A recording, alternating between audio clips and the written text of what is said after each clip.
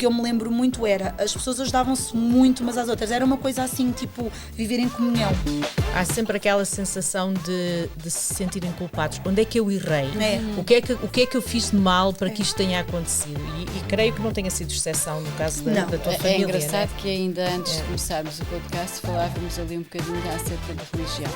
E a culpa vem da religião. Sim, sim. E aí foi uma mudança tão drástica, porque eu fui da Arouca, que se fala assim, e eu falava assim mesmo, que lá em Arouca fala-se assim, fechado, cerrado mesmo. Na minha terra também. E eu falava assim.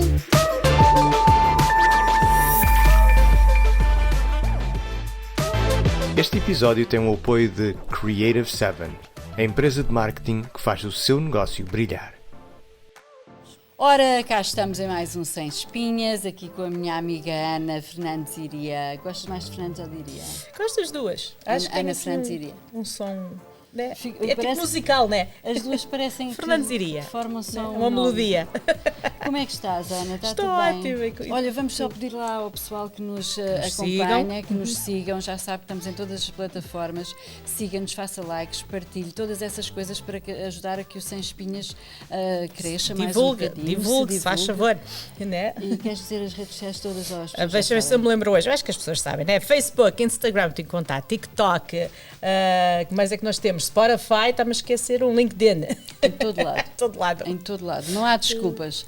E hoje, quem é que temos aqui? Perguntam vocês, quem é que temos verdade. aqui? Temos a Karina Paradela. Bom, muito obrigada por me terem aqui. Que é muito conhecida. Claro. Mas Só para fazer uma gostamos. pequena introdução, nós já tivemos a Karina num dos primeiros Sem Isso é Espinhas, verdade. mas ela Com a veio Ariane. no pacote. Portanto, Exato. veio no pacote das bimbas. Hoje temos só a Karina, porque ela já naquele dia levantou assim um bocadinho o véu de uma Foi. história da vida dela, que nós Nos queremos deixou saber. curiosa. Eu estou preparada para contar a história, acho eu, assim, dentro dos possíveis. Parece que é uma vida um bocado curta, mas um bocado complexa. Então vamos começar pela vida curta. Quando tu dizes que tens uma vida curta, quantos aninhos é que tu tens? 37. Ai, então menina ainda, já nem me lembro quase quando tinha 37 Ah, então mas foi assim há tanto tempo. Já foi há uns bons anos. Eu é que faço montes de plásticas. Eu tenho 70 já. Só que tenho feito muitos tratamentos de beleza e não Eu se tenho a nota. impressão que com essa idade foi quando ela andou lá pela escola onde eu trabalhava. Pois foi. Eu acho que sim. Porque ela acha que foi tua aluna ou foi mesmo? Foi. Foi. E eu fiquei assim, eu digo, mas porquê é que eu não me estou a lembrar? É porque ela era boazinha. Não. Tu lembravas-te. Eu falava muito nas aulas, falava muito com uma amiga, mas depois eu fui confirmar com a minha amiga e ela disse, foi sim senhora, foi sim senhora. Era assim um grupo, mas também houve uma outra, que agora também não me lembro do nome, que me disse o mesmo, mas eu fui, eu também não me estava a lembrar, assim de repente eu digo, fazem todas parte. Do mesmo grupo. Ainda hoje, de vez em quando, a gente vê-se assim, quando nos vemos... Tu nasceste cá? Não, nasci em Portugal. E depois vieste para cá Vim com os meus pais, tinha 15. E andei só um ano e meio na escola, na St. Mary's, e depois voltei para Portugal outra vez. Depois casei e depois voltei outra vez para cá. Mas estás a adiantar muito. Porque é só um ano e meio? Não, só para perceber. Olha, para te ser sincera, é assim, os meus pais estavam cá, mas não tinham papéis, e depois a minha avó ficou muito doente, a minha mãe voltou para Portugal para tomar conta da minha avó, eu fiquei só para terminar o ano e depois voltei para Portugal. Pronto, agora vamos voltar outra vez ao princípio. Ao princípio. Isto é tipo só aqueles para livros que baralhar. começam a história no meio, depois vão ao início, enfim. Mas às vezes esses também são fixos, um bocado confusos, mas às vezes são fixos de ler. É assim, nós resolvemos convidar a Karina porque ela tem de facto uma história ímpar, uma história marcante, que eu acredito pelo que vejo, que já a conheço há algum tempo. Aliás, a Karina e a Oriane foram das primeiras pessoas que eu entrevistei, ou talvez as primeiras mesmo. Mas eu acredito que ela ultrapassou, mas é uma história difícil, é uma história pesada, mas que ela sentiu-se preparada para vir aqui contar e eu acho que é importante quando conseguimos transmitir as coisas Porque mesmo que ajuda. mesmo difíceis. Eu acho que é assim, ajuda. sou a mais pesada, eu acho, para quem não a viveu, não é? Pronto, porque eu também era muito novinha e há coisas que não me lembro muito bem e não tiveram, mas claro, teve um impacto muito profundo depois no que viria a seguir e como tudo tem na nossa infância, normalmente tem um impacto depois naquilo que vivemos quando somos adultos, não é? Claro, então vá, começas tu. Então vamos lá começar, mas vamos começar então pelo princípio. De A a Z. Não é? Onde nasceste, Karina? Nasci em Cesar Oliveira das Meias, numa casa que chamavam a Casa Azul, que era um centro de recuperação de toxicodependência. Porque a minha mãe era toxicodependente e estava em recuperação quando eu nasci. Lá em Cesar. E foi isso que nos chamou a atenção. Foi isso que nos chamou O a sítio onde nasci. atenção. Foi porque, embora eu tenha 70 anos, eu nunca tinha ouvido uma história destas. Sabes que foi mesmo naquele início. Ouve-se falar muito disto naquela altura em que Portugal houve uma mudança muito grande como é que se chama? De não haver uma reprodução muito grande para pessoas que faziam drogas e não aquelas que vendiam drogas. Havia ali uma diferença e Portugal foi pioneiro naquela parte de não criminalizar as pessoas que eram apanhadas com drogas só para consumo. Foi aqui, naquela altura. E havia um incentivo muito grande do governo para que as pessoas se curassem e não, porque é uma doença, não é? Que se curassem. E foi aí que começou aquela parte toda. Porque os anos da juventude da minha mãe foram os anos da altura de número de drogas em Portugal, não é? Pois a tua mãe provavelmente é da minha idade, mas não é 70 anos, eu estou a brincar. Não, a minha mãe já não é viva, infelizmente, mas se fosse viva fazia... Ai, estás-me a fazer perguntas difíceis, não fiz contas assim de cabeça. Já foi há muitos anos, talvez 60 e picos, 66, 67 talvez, mais ou menos, portanto, mais velha do que tu. Não, pensei que era... Então, ok. E tu... Nessa altura, bem, vamos voltar. E tu nasceste num centro de recuperação para toxicodependentes. Sim. E ficaste há quanto tempo com a tua mãe? Então, nós corremos uns quantos. Na altura, os centros foi mesmo no início, que na altura começou chamava-se Patriarche, acho eu, e depois do Patriarche foi a Remar, e quando foi a altura da Remar, havia várias Remares, depois havia para homens, para mulheres, para famílias, dependia da situação, não é? Eu quando nasci na Casa Azul, não tenho bem a certeza, eu acho que o meu irmão não estava connosco, mas depois a minha mãe foi para casas familiares, só que na altura haviam poucas, então primeiro fomos para a Espanha, tanto que as minhas primeiras vacinas são de Espanha, o meu boletim de vacinas é espanhol, que eu acho super engraçado. Interessante. Depois França, ou primeiro França, depois Espanha, aí não tenho bem a certeza, não é? Mas foi França e Espanha uns meses ainda, e depois quando eu devia ter mais ou menos uns 2 anos, ou assim, fomos para a Lausanne, que na Lausanne foi então um projeto pioneiro em Portugal, em que havia a casa dos homens e a casa das senhoras com os filhos e as famílias e assim, mas os homens não estavam na mesma casa, e essa foi a mais marcante na minha memória, foi a que eu me lembro mais, porque a dos homens tinha um rio e nós íamos muitas vezes para lá assim, nadar no rio e tudo, e então lembro-me muito dessa parte, e também porque o meu irmão, que é um bocadinho mais velho do que eu, que estava connosco, também tem muitas memórias, às vezes a gente conversa e lembramos-nos de coisas juntos. O teu irmão também nasceu na Casa Azul? Não, o meu irmão, então, voltando um bocadinho atrás, os meus pais quando casaram eram bastante novos e a família do meu pai é de Ovar, a minha mãe é angolana, mas a família também é de Ovar, então quando a minha mãe voltou de Angola, na altura dos retornados, na altura que vieram os retornados todos, né? Quando ela veio de Angola foi para Ovar, conheceu o meu pai, depois eles casaram e tiveram o meu irmão mais velho, que tem 10 anos mais do que eu, e depois o meu irmão do meio, que tem 5 anos mais do que eu. Até aí, vida normal, tudo bem, tinha um negócio, tudo muito bem. Depois do meu irmão do meio nascer, é que depois eles envolveram-se na droga e tal, e aí é que as coisas ficaram mais complicadas. E como é que isso aconteceu? Tu tens noção? Ou contaram-te histórias? Um bocadinho, só que pronto, aqui é a parte em que... ambos, não é? Ambos. Foram ambos que... Os dois, sim, como casal. Aqui é a parte em que, pronto, eu ouvi a versão da minha avó, que é sempre a versão de mãe mais de... Mãe protetora? Sim, a minha mãe, eu acho que era, pronto, não era uma coisa, ela falava muito abertamente, mas não era uma coisa que ela quisesse ir buscar ao fundo do baú, não é? Portanto, tenho várias versões assim pelo meio, é uma coisa que aconteceu, não é? Amigos numa festa, e depois é uma doença, é um vício, não é? E por mais que a gente ache que é fácil, eu nunca fazia. A gente não sabe, né? Eles cometeram o erro de experimentar e aí foi o erro, não é? Pronto, obviamente. Depois começou a ficar bastante pior. A minha mãe, na realidade, não foi uma coisa muito, muito profunda, mas uma coisa que ela sabia que precisava de ajuda, que não ia conseguir sozinha, não é? Pronto. E na altura ainda era muito incompreendido, não era uma coisa que as pessoas... Muito tabu, muito, muito, muito. E então não era uma coisa que fosse fácil, não é? E então ela, quando entrou para esses centros, não queria nunca deixar a mim ou ao meu irmão, não é? O meu irmão mais velho já tinha 10 anos, e então ficou a viver com a minha avó, e então era mais eu e o do meio que andávamos sempre com ela, e que vivemos sempre com ela, até uma certa altura. Depois a minha mãe já não conseguia, já não havia hipótese, a minha mãe já tinha que sair dos centros, porque ela já estava bem, e queria reconstruir a vida dela, mas era muito difícil com 2 crianças atrás, não é? E então ela pediu ajuda, tanto ao meu avô paterno como à minha madrinha, mas nem um nem outro tinham possibilidades de ficar com os dois, ou não quiseram na altura, vá. Então o meu avô paterno ficou com o meu irmão e eu fiquei com a minha madrinha. Aí houve uma separação de que fomos para sítios diferentes durante uns anos, até a minha mãe estabilizar a vida dela e nós podemos ir viver com ela outra vez. E o teu pai, no meio deste processo, também estava a recuperar?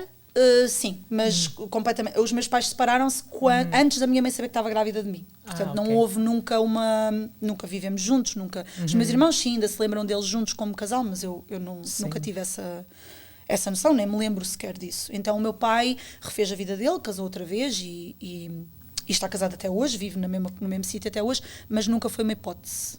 Na altura que ele também estava ainda em recuperação e a começar a vida dele, nunca foi uma hipótese até já bem mais tarde na nossa vida. Depois então os meus irmãos foram viver com o meu pai. Mas aí já foi muito depois. E depois continuamos essa parte mais para a frente, mas a altura dos centros, o que eu me lembro muito era, as pessoas ajudavam-se muito umas às outras, era uma coisa assim, tipo, viver em comunhão. Ainda hoje é um bocado assim, eles têm lojas, a Remar então principalmente, têm lojas de mobília, depois o que eles vendem nas mobílias são coisas doadas e o que eles vendem depois é para ajudar nos centros, depois eles andam de porta em porta a pedir ajuda, mas sempre em grupos e vivem de doações e de ajuda e de tudo isso, não é? E na altura principalmente não havia ajudas governamentais, era só mesmo eles a fazerem pelo melhor. E havia uma vertente religiosa, uma vertente de terem fé em Deus e tentarem apoiar-se nessa fé para se curarem e para continuarem limpos. Claro que houve muitas recaídas de muita gente na casa. Eu não me lembro de, na altura, a minha mãe ter recaídas, mas tenho a certeza que com certeza deve ter acontecido, mas não me lembro dessa parte. Tu não estavas sozinha, havia outras crianças. Como é que foi a infância com... A gente brincava muito na rua e fazíamos assim muitas coisas juntos. Não me lembro-me muito de brincar com o meu irmão. Lembro-me muito dessa parte de sermos muito unidos e de brincarmos muito juntos. E eu sinto que ele também protegia-me assim de algumas coisas e então lembro-me muito de brincar com ele mais até do que com qualquer outra criança. E houve alturas em que não havia mais crianças, era só eu e o meu irmão. Eu sinceramente desconhecia que os centros de reabilitação para toxicodependentes podiam acolher na crianças, altura. Os filhos. Agora não estou dentro, não faço ideia, mas na altura sim. Foi Mas muito pioneiro. Bem, para aquela, foi muito pioneiro, muito pioneiro. Sim. Mas eu tenho memória de, mesmo no início do Padre Riacho ter começado a abrir em Portugal, de andarem também de porta em porta, e eu acho que até vendiam livros e não sei o quê. Eu tenho perfeitamente essa ideia, porque eu acho que não foi muito tempo depois de ter saído aquele livro da Christian F., dos Filhos da Droga, e os meus pais, coitadinhos, como é normal, não é? E eu acho que é o terror de qualquer pai, eles quase que nos obrigavam a ler aqueles livros todos para como se aquilo fosse uma cura, claro. um antídoto. E então eu tenho ideia, e até porque é assim, como tu estavas a dizer, e muito bem, e na minha zona, porque a minha zona é ali a zona oeste e temos o Porto de Pescas de Peniche, que sempre foi uma porta muito fácil para a entrada de droga. Portanto, a nossa zona também sofreu grandes problemas com jovens na altura da juventude, com as drogas. Eu tive vários colegas de escola com problemas graves e honestamente ainda tenho. Pois é isso. Há um ou outro que não conseguem sair, não é? Mas graves, muito sérios. Não é fácil, é muito difícil. E eu tenho a certeza que os meus pais devem ter sido, com certeza, já de muito jovens, mas aí está, como nunca se falou muito dessa parte, eu sei mais a partir daquela parte dos meus irmãos já serem um bocadinho mais velhos. Mas é assim, é um problema que ainda hoje é um problema bastante sério, bastante grave, bastante real e que se calhar nós simplesmente já não, na altura, como foi muito no início, não é? Era diferente. Agora, é assim, nós tentamos educar, não é? Mas não é uma coisa que vá fazer diferença só nos jovens, também faz mesmo mais tarde na vida, porque é um escape relativamente fácil e então as pessoas usam muito como escape, que é normal, não é? E o que também se esquece muitas vezes é que nós falamos de drogas e geralmente só se fala dos químicos ilegais, mas há os químicos que são os medicamentos que também muitas vezes são usados como uma droga e o álcool. Sem dúvida, o álcool aliás, a maior parte dos músicos e atores que morreram com overdose é devido a medicamentos ou álcool, né?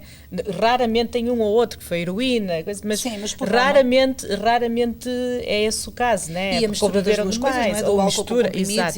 Os coquetéis. Exato. E o álcool é uma droga de extremamente fácil acesso, não é? Claro. E não só, é uma droga completamente legalizada, fácil, ninguém nunca, se tiveres um problema, consegue escondê-lo durante um bom tempo, claro, não é? Claro. Então é uma coisa séria.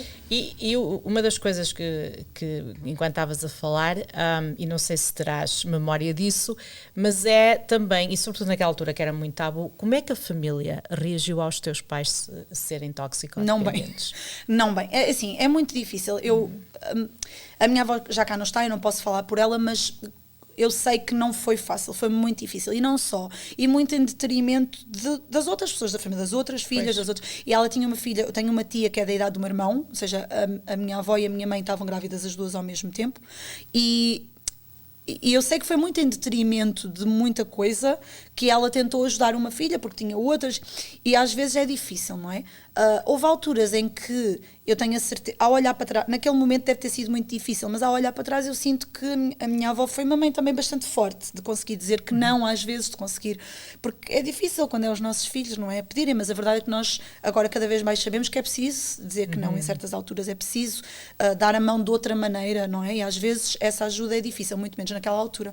E a minha avó, que também, porque a minha família, toda a gente divorciada, a minha bisavó já divorciada, a minha avó divorciada, e já foi na altura em que o divórcio ainda era tabu, pois a minha mãe também, e era difícil para a minha avó porque era sozinha. O meu avô emigrou para a Venezuela, depois deles se separarem, e ela estava sozinha com 2 crianças, por causa do meu irmão, e ter que tomar conta de mais uma que já não devia ser criança, não exato. é?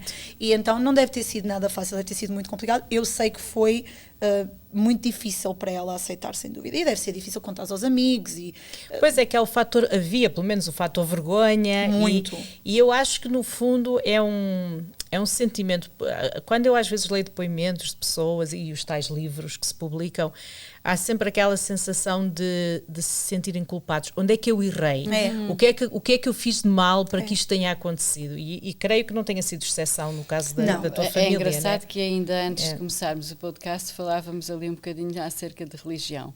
E a culpa vem da religião. Sim, sim. Porque nós, seres humanos, sentimos sempre culpa. Já nascemos com o pecado capital e então vem essa culpa, e os pais, nós pais somos muito assim. Qualquer coisa que se passa com os nossos filhos achamos que é culpa nossa. Epá, e não é. Não é. Há coisas que pura e simplesmente acontecem dessa forma, como tinham que acontecer.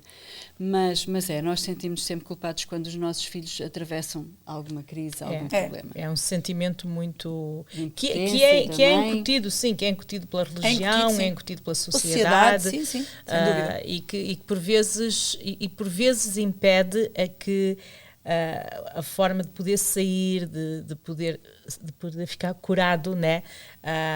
Seja tão difícil ou até quase impossível. Eu acho que o problema é mais este problema social até propriamente o da droga em si, né?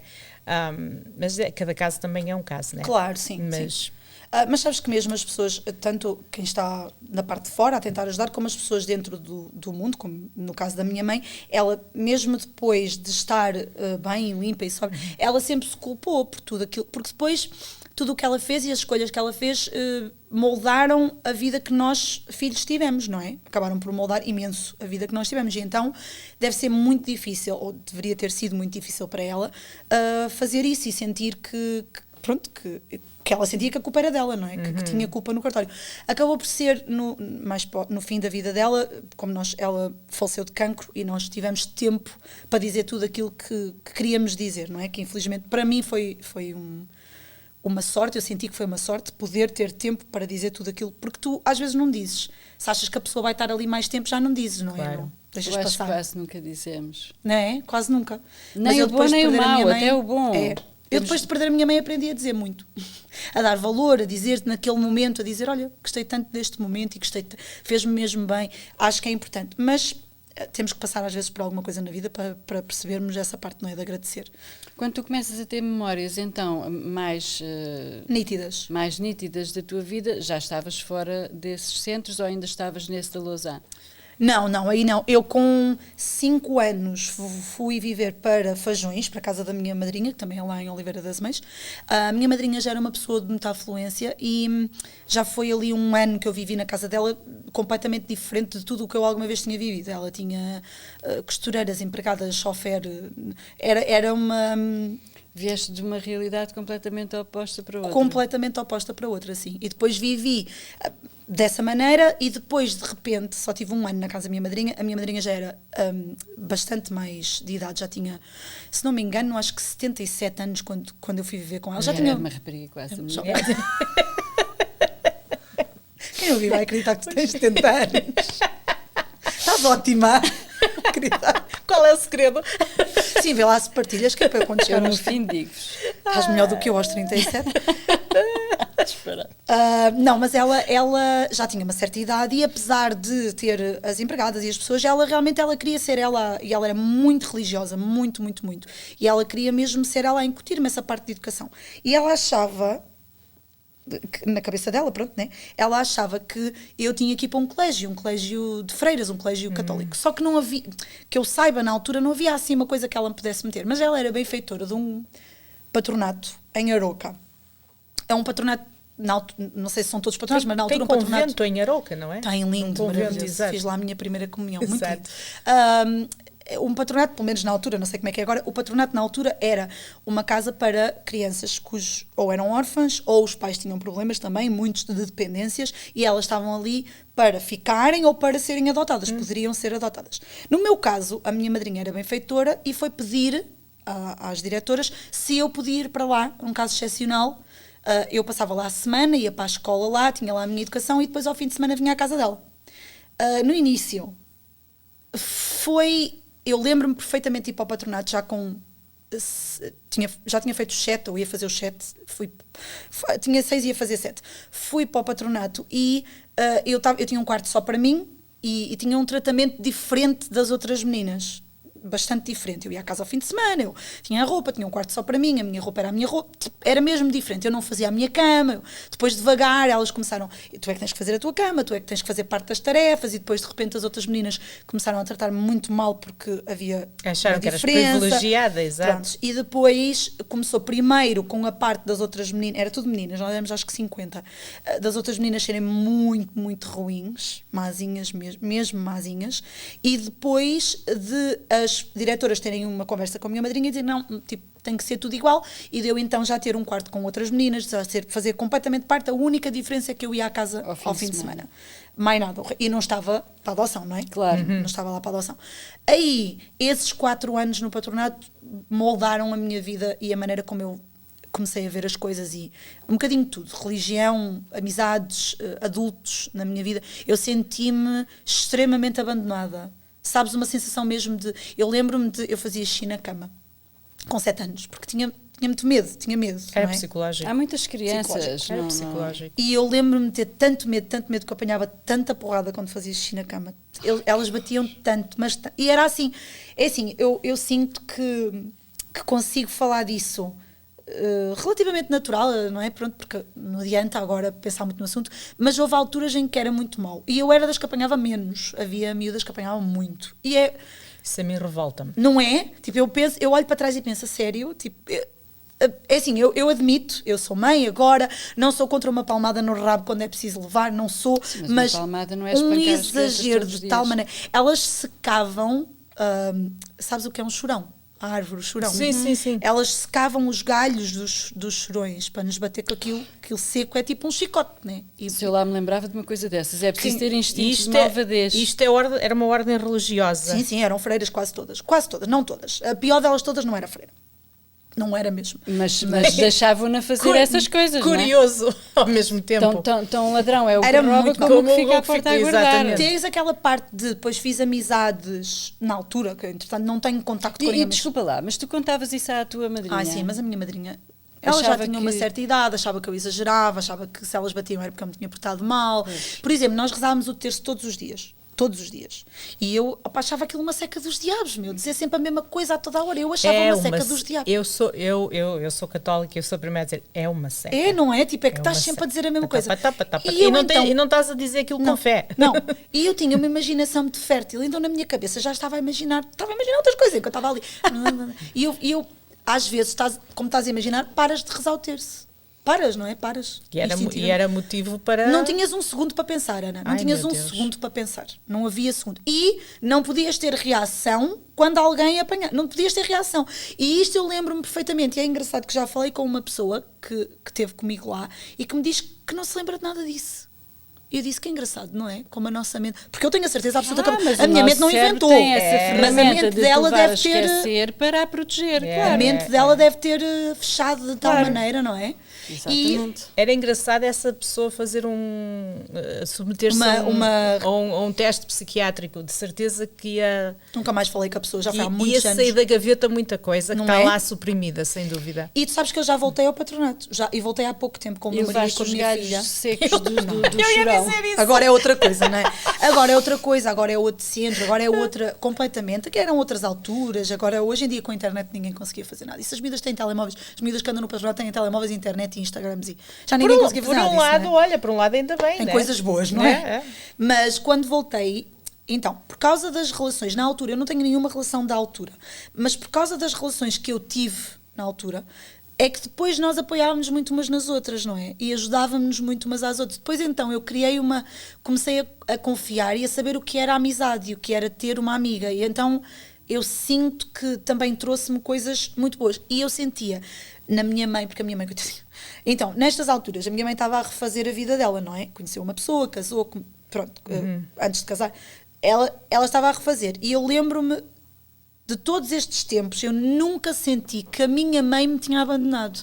Então eu sentia um abandono muito grande, talvez da minha madrinha, apesar dela não ter culpa nenhuma. Agora, em adulta, quando olho para trás, não sinto isso, mas na altura sentia um abandono muito grande da parte da minha madrinha, mas nunca sentia um abandono da minha mãe, porque a minha mãe, coitadinha, dentro daquilo que ela pedia, ela na altura pagava-se para fazer telefonemas, para tudo, né? E ela ligava sempre. Nunca deixou de ligar, nunca deixou de aparecer, nunca deixou. Sabes, eu sentia aquele apoio. E é engraçado que quando falo com o meu irmão, ele diz a mesma coisa, que nunca, o tempo que teve com o meu avô, que também não foi, ele também tem a história dele, que também não é melhor que a minha, mas ele diz, nunca senti nunca senti o abandono da parte dela, porque ela continua sempre, ela estava presente. Sempre a estar presente, sempre a tentar, sempre. Ela ligava-me na hora do terço, que era porque ela sabia que eu não gostava. Eu ia falar com ela para as escadas, porque assim não precisava estar no terço. E ela às vezes já tinha desligado e eu fazia de conta que ela ainda estava no telefone, que ela tinha que falar rápido, que era para não gastar muito dinheiro. Eu fazia de conta que ela ainda estava ali no telefone, que era para não voltar a rezar o terço. Vê lá as coisas que uma pessoa se lembra. E ela vivia longe na altura? Sim, então ela depois foi para Lisboa, para a zona de Sintra, ali na zona de Sintra, e quando ela foi para lá, era longe, não é? Da Arouca, era bastante longe, não é? E ela vinha, eu estava com ela uma vez por ano no verão, ia ter com ela, passava o Natal normalmente com ela e depois ela vinha a Arouca, ou seja, eu via 3 vezes por ano, nesses anos que tive ali, 3, 4 vezes por ano, mais ou menos. Que mesmo assim teve um impacto muito profundo, porque eu lembro-me perfeitamente de todas as vezes e de tudo e tenho na mesma aquela memória dela, porque ela tentou, não é? Dentro daquilo que ela podia. Agora, se calhar houve alturas em que eu não pensei assim, quando era adolescente não pensava assim. Claro. Mas depois com 11 anos, ela já casada então, com o meu padrasto, veio buscar a mim e ao meu irmão e a gente vai viver com ela para Lisboa, para a zona de Sintra. Pronto. Sentiste que a vida estava a mudar nessa altura para melhor? Veste livre de rezar o terço todos os dias? Olha, sem dúvida. E sim, a parte religiosa foi engraçada porque no primeiro domingo na casa da minha mãe, eu vesti-me toda direitinha, toda prontinha, né, para ir para a missa, queria dizer para a missa, né? E ela diz, estás a fazer acordar desta hora? Tipo, hello? E eu, então não vamos à missa? E ela, à missa? E ela, queres ir à missa? E eu, então mas não vamos à missa? E ela, eu não sei onde é a igreja aqui. E eu, não tenho que ir à missa. E ela, não. E eu, fizeste uma festa. Que alegria, não fiz uma festa, mas pensei, olha, não tenho que ir à missa. Só que depois também fui de 0 para 80, não mais fui à missa. Depois, quando ia à minha madrinha, tinha que ir à missa e achava aquilo uma seca descomunal. Depois trocou-se as voltas. Depois comecei a ir à minha madrinha passar férias. Achas que isso é um trauma que te ficou? O facto de resistires o ir à missa ou resistires esse lado religioso? Porque o associas a essa violência? Sim. Por isso é que eu, mesmo hoje, não consigo ser católica praticante, ir à missa. Não adoro. Vou quando... Acho muito importante quando alguém que acredita, como amigos meus e tudo, fazem batizados, casamentos. Acho que a parte mais importante de um batizado e de um casamento é a igreja, porque se estás a batizar e se estás a casar na igreja é porque é isso que tu acreditas. Não consigo compreender o costume do Canadá das pessoas fazerem casamentos e só irem à festa. Exato. Se não for à igreja, não vejo qual é a lógica, não é? Mas não adoro ir à missa, não é uma coisa que eu faça questão de o fazer, não. Mesmo. Talvez seja trauma, nunca pensei nisso. Eu acho que talvez seja. Entre o ir para Sintra, depois, quanto tempo é que ficaste ali até vir para o Canadá? Depois ali foi... eu quando fui viver para Sintra fui para o 5º ano e aí foi uma mudança tão drástica porque eu fui da Arouca, que se fala assim, e eu falava assim mesmo, que lá era o que fala-se assim, fechado, cerrado Na mesmo. minha terra também. E eu falava assim. E fui para Lisboa, para a Serra das Minas, que era, sem exagero, 90% das pessoas eram angolanas, ok? Pessoal de cor, 90%. Não, quase não havia brancos lá na Serra das Minas, ok? E eu fui para uma escola que uma grande porcentagem dos alunos era pessoal de cor, e eu vou para lá falar assim. Foi muito mau. Foi muito Tipo mau. a Maximiana do Herman. Ai, foi muito mau. Mesmo, tipo a Maximiana. É isso mesmo. Foi mau, pessoal. Mau.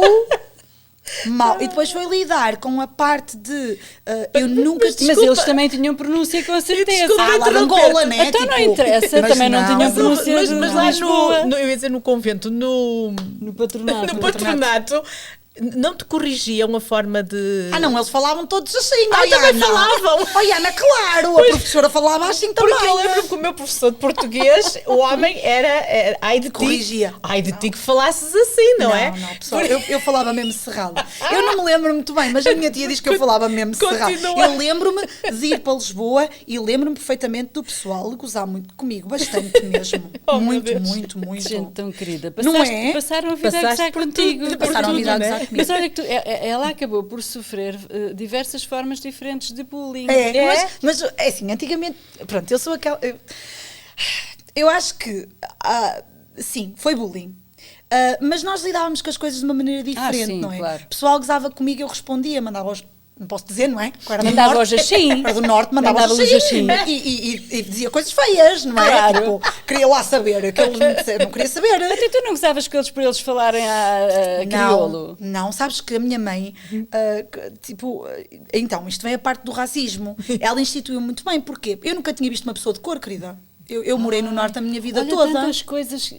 Bem, ela Eu passa também por tanta não. coisa, é muito Eu engraçado. nunca tinha visto uma Eu pessoa também de cor. não. Eu a primeira vez que, portanto, eu fui daqui, claro, e de certeza que tinha visto, só que com 5 anos não retive sei. essa memória. A primeira vez que eu vi uma pessoa de cor, eu estava no antigo 2º ano, que é o 6º ano de hoje em dia. Foi a primeira vez. E foi um caso tal que me recordo na vila toda estar toda a gente a olhar. Pois. E era uma delegação que tinha vindo da África fazer qualquer coisa que já não me lembro, claro, isso realmente não me ficou na memória, mas lembro-me de todas as pessoas a olharem tipo, Claro.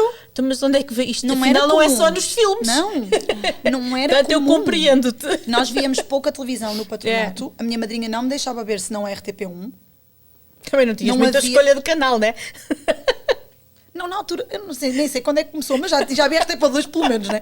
Mas ela não me deixava ver. Sim, então. RTP1 e RTP2, eu lembro-me super. A SIC é 90, né? Sim, 90, se calhar 91. já havia. Tinhas a SIC, talvez a TVI também. Não sei Era em que ano foi a capaz de já TV. Há uns ver. 4 canais tu tinhas.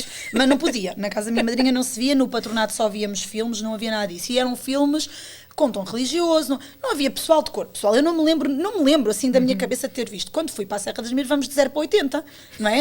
Estamos a falar, eu fui estudar para tapar das Foste para Mercês. uma vida colorida. Pois fui, mas a minha mãe fez questão, porque mesmo a zona onde nós morávamos havia muito pessoal, o meu Engraçado, prédio, uma tudo. amiga minha também vivia na Tapada das Mercês. Vês? Pronto. E a minha mãe fez questão de nos dizer muito, é preciso, não é? São pessoas de cor, são pessoas... Porque nunca se falou disso antes, não é? Éramos miúdos, não me lembro disso, né? Se calhar com os meus irmãos ela falou, porque ela veio de Angola, deve ter falado, mas comigo não.